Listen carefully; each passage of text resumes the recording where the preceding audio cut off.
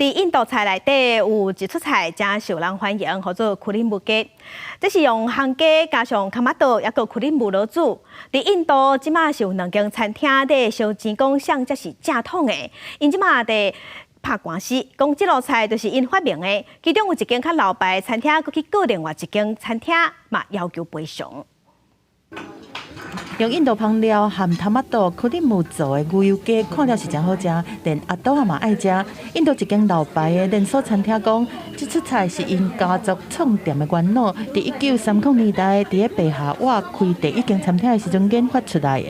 新德里旗舰店内面都有挂创始人的相片，佮有真侪有名的人和伊做伙翕相。店家佮讲，包括美国前总统尼克森和印度第一任总理尼赫鲁拢捌来。不过，印度伫2019年才开始兴的另外一间连锁餐厅，看爸嘛讲伊是牛油鸡的祖先，互老牌餐厅起价甲因告，要求赔24万美金。We will not allow anybody to take away our legacy.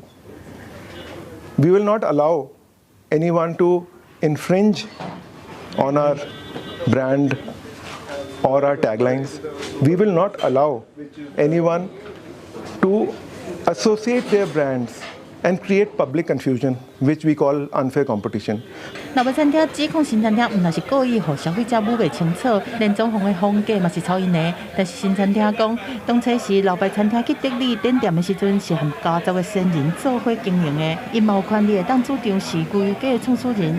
伫双方一直冤的时阵，印度的民众看法无同。 Truly, it would have come from the fields of Punjab, and definitely it is not an invention of these two, and it has come from somewhere deep into a village of Punjab where a great grandmom would have, made it with tomatoes and lassan and. 这个官司是顶礼拜第一摆开庭，嘛变做印度真侪人在讨论的话题。不管老尾上诉谁赢，这牛油鸡一定会更较受欢迎。公司新闻张慧敏编译。